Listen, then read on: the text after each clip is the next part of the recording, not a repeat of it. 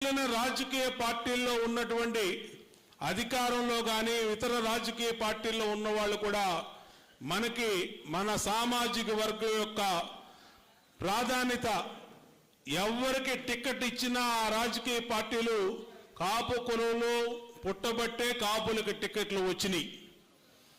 ఇంకా బీసీలకో ఎస్సీలకో లేదంటే ఇంకా మిగిలిన సామాజిక వర్గాలకో ఆ కులాల్లో పుట్టబట్టే వాళ్ళకి టికెట్లు వచ్చినాయి. కాబట్టి ఈ జాతి మేలు కోసం మనం మన బాధ్యత తీసుకోవడం అందరం కూడా మనందరి ధర్మం. కాబట్టి మనందరం కూడా దానికి చేతోడు వాదోడుగా ముందుకెళ్దాం, శాంతియుతంగా మనం అందరం కూడా ముందుకెళ్దాం. ఆ దాంట్లో భాగంగా నా వంతుగా కృషిగా నేను ఎప్పుడు కూడా ఈ కాపు సామాజిక వర్గానికి అండగా ఉండి ఎంతో కొంత నా వల్ల అయినంత వరకు కూడా ఈ సామాజిక వర్గానికి ఉపయోగపడతానని తెలియజేసుకుంటూ ముద్రగడ పద్మనాభం గారికి ఘన నివాళులు అర్పిస్తూ విజయవాడలో త్వరలోనే ముద్రగడ పద్మనాభం గారి విగ్రహ ఆవిష్కరణ కూడా చేస్తున్నామని ఈ సందర్భంగా తెలియజేస్తూ ఉన్నాం. ఖచ్చితంగా దానికి కూడా అందరికీ ఇన్వైట్ చేస్తాం. ఖచ్చితంగా అందరూ వచ్చి ముద్రగడ పద్మనాభం గారికి నివాళులు అర్పించవలసిందిగా కోరుకుంటూ తప్పనిసరిగా ఆయన ఆశయ సాధనలో అందరం కూడా భాగస్వాములు అవుదామని మరొకసారి తెలియజేసుకుంటూ జోహార్ విఎం రంగా గారు, జోహార్ వంగవీటి మోహన్ రంగా గారు, జోహార్ వంగవీటి మోహన్ రంగా గారు, జోహార్ ముద్రగడ పద్మనాభం గారు, జోహార్ ముద్రగడ పద్మనాభం గారు, జోహార్ ముద్రగడ పద్మనాభం గారు. థ్యాంక్ యూ అండి. వెరీ క్లియర్ అండి. మీరు జాగ్రత్తగా వినుంటే మీకు అర్థమయ్యే విషయం ఏంటంటే రాష్ట్ర జనాభాలో 25% అంటే 1/4 ఉన్నటువంటి కాపు సామాజిక వర్గాన్ని గుర్తించాలి. వాళ్ళకి పదవుల పరంగా అవకాశం కల్పించాలి, రాజకీయంగా అవకాశం కల్పించాలి, విద్య ఉన్నతిని కూడా కల్పించాల్సినటువంటి అవసరం ఉంది. రాష్ట్రమే కాదు దేశ రాజకీయ చరిత్రలోనే మతంతో పాటుగా కులానికి కూడా ప్రాముఖ్యత ఉంది. అంటే ఇక్కడ ఆయన ముఖ్యంగా కాపు కుల సామాజిక వర్గం అభ్యున్నతి గురించి మాట్లాడినట్టు మనకు స్పష్టంగా తెలుస్తుంది. సో మీరు కాపు కులాన్ని గుర్తించండి, కాపులకు అవకాశాలు ఇవ్వండి.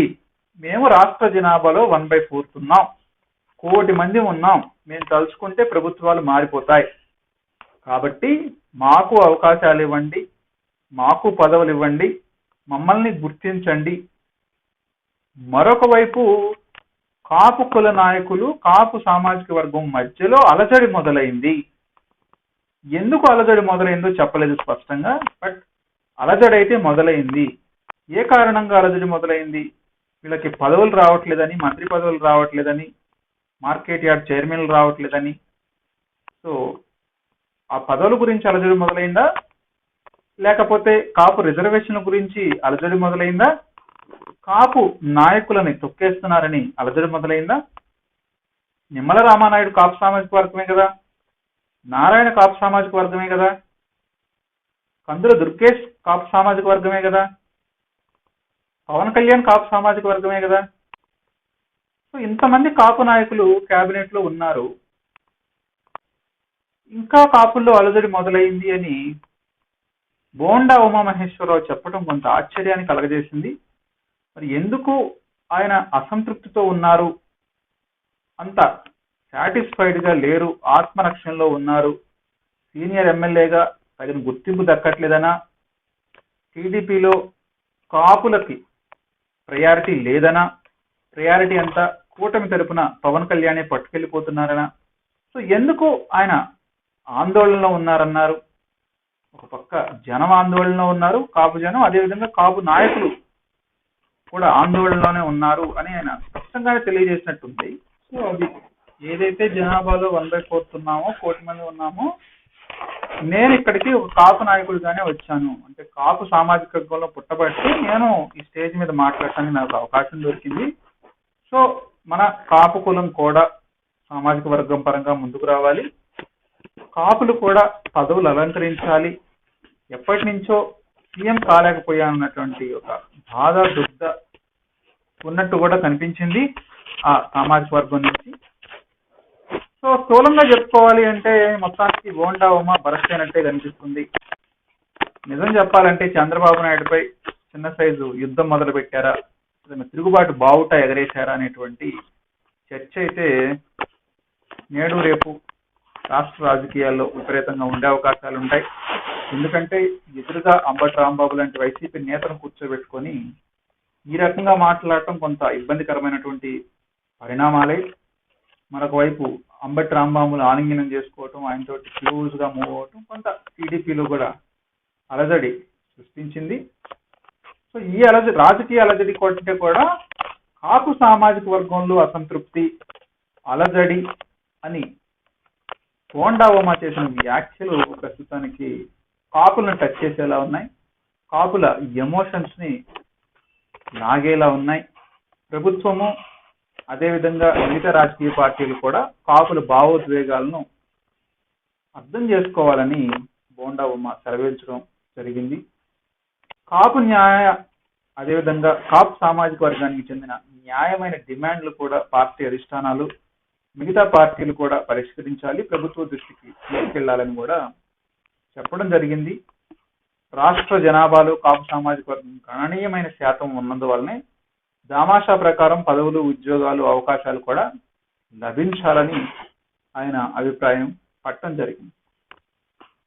సో ఈ ఎంటైర్ ఎపిసోడ్లో అన్నిటికంటే చాలా ఆసక్తికరమైన విషయం ఏంటంటే ఈ ఎపిసోడ్పై చంద్రబాబు నాయుడు స్పందించడం. సాధారణంగా చంద్రబాబు నాయుడు రాజకీయ ప్రాధాన్యత లేనటువంటి అంశాల గురించి చాలా తక్కువగా మాట్లాడుతారు. కాకపోతే ఇక్కడ ఆయన కాపు సభలో మాట్లాడటం, కాపు సామాజిక వర్గం గురించి మాట్లాడటం, గణనీయమైన శాతం గురించి మాట్లాడటం, మరీ ముఖ్యంగా వైఎస్ఆర్సీపీ నేత అంబటి రాంబాబుతో కలిసి వేదిక పంచుకోవడం, పరస్పరం మాట్లాడుకోవడం ఇప్పుడు రాజకీయ వర్గాల్లో విస్తృతమైన చర్చకు దారితీసింది. టీడీపీలో కూడా విపరీతమైన చర్చకు దారితీసింది. ఈ నేపథ్యంలోనే చంద్రబాబు నాయుడుకు వచ్చినటువంటి ఇన్పుట్స్ ఆధారంగా బోండా ఉమ పాల్గొన్నటువంటి కార్యక్రమం ఒక ఫోటోస్ తెప్పించుకొని చూశారని, అదేవిధంగా టీడీపీ ఆఫీస్లో క్లోజ్గా అసోసియేట్గా ఉన్నటువంటి నేతలతో చంద్రబాబు నాయుడు మాట్లాడారని, వారి దగ్గర అసంతృప్తి వ్యక్తం చేశారని, అదేవిధంగా ఏదైతే పార్టీ ఇంటర్నల్ మీటింగ్ ఆయన పాల్గొన్నటువంటి బోండా ఉమ మీద కూడా కొంత అసంతృప్తి వెళ్ళగక్కారని, బోండా ఉమ నుంచి వివరణ కూడా తీసుకోవాలని పార్టీ నాయకత్వానికి, మరీ ముఖ్యంగా ఏదైతే నిమ్మల రామానాయుడు అదేవిధంగా పల్లా శ్రీనివాస్ ఇద్దరికి కూడా ఆదేశించినట్టుగా మీడియా చెప్తుంది. ఆ మీడియా కథనం కూడా నేను ఇక్కడ చూపెట్టే ప్రయత్నం చేస్తాను. సో ఈనాడు అనుకూల పత్రికలో వచ్చినటువంటి ప్రాధాన్యత కలిగినటువంటి వార్త మొట్టమొదటి పేజీలోనే వచ్చింది కాబట్టి దీనికి అత్యంత ప్రాధాన్యత ఉందని మనం భావించాల్సినటువంటి అవసరం ఉంది. కాబట్టి ఆ వార్తని ఫ్రంట్ పేజీలోనే ఇచ్చారు. సో ఇక్కడ చంద్రబాబు నాయుడు కూడా గట్టి సంకేతాన్ని పంపడం జరిగింది. కాపు కులాన్ని, కాపు జాతిని అడ్డం పెట్టుకొని రాజకీయంగా ముందుకెళ్ళాలి, ఏదన్నా రాజకీయ పదవులు కనుక కోరుకున్నట్టయితే అది అంత సాధ్యపడదు అనేటువంటి ఒక సమీకరణాల నేపథ్యంలో ఒక స్ట్రాంగ్ మెసేజ్ను కూడా చంద్రబాబు నాయుడు పంపడం జరిగింది. మరీ ముఖ్యంగా బోండా ఉమామహేశ్వరరావు 2019 ఎన్నికలకు కాపు సామాజిక వర్గం ముఖ్య కారణం, మరి ఇప్పుడు అలజడి మొదలైంది కాబట్టి మళ్ళీ 2029 ఎన్నికల్లో ఇదే కాపులు చంద్రబాబు నాయుడు భవిష్యత్తుని, లోకేష్ భవిష్యత్తుని ప్రభావితం చేస్తారా అనేటువంటి సమీకరణాలపైన కూడా ఆయన మాట్లాడినట్టే. సో దీనిపైనే పార్టీలో అంతర్గతంగా కూడా కూలంకషమైనటువంటి చర్చ జరుగుతుంది. మరొక వైపు బోండా ఉమ నేరుగా స్పందన కూడా సభ మరింత ప్రాధాన్యతను కూడా సంతరించుకుంటుంది. ఈ విధంగా బోండా ఉమ ఇప్పుడు కాపుల తరపున మాట్లాడేటువంటి నాయకుడిగా మారాడు.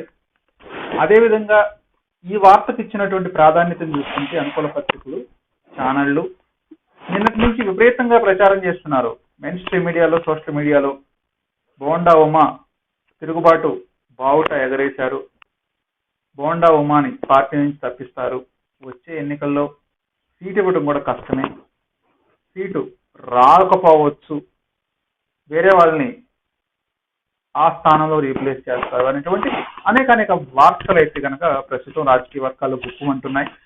దీనిపై మీ అభిప్రాయాన్ని స్పష్టంగా తెలియజేసే ప్రయత్నం చేయండి. పాయింట్ 1, బోండా ఉమ ముద్రగడ పద్మనాభం ప్లేస్ ని రీప్లేస్ చేయబోతున్నాడా? కాపు సామాజిక వర్గ నాయకుడిగా ముందుకు రాబోతున్నాడా? పాయింట్ నెంబర్ 3, చంద్రబాబు నాయుడిని అదేవిధంగా పవన్ కళ్యాణ్ ని స్పష్టంగా ఢీకొట్టాలని నిర్ణయించుకున్నాడా? నెంబర్ 4, వచ్చే ఎన్నికల నాటికి కాపు సామాజిక వర్గం తరపున ఒక ఐకాన్ గా బోండా ఉమ ముందుకు వచ్చేటువంటి అవకాశం ఉందా? మర్చిపోకుండా కామెంట్ చేయడానికి ప్రయత్నించండి. ఇలాంటి స్పష్టమైనటువంటి సునిశ్చితమైనటువంటి విశ్లేషణ కోసం మన ఛానల్ని సబ్స్క్రైబ్ చేయడం మర్చిపోకండి. ఒక చిన్న లైక్ చేసి ఆదరించడానికి ప్రయత్నించండి, ఛానల్ని బతికించండి. నేను మీ Kaundinya, signing off. Thank you.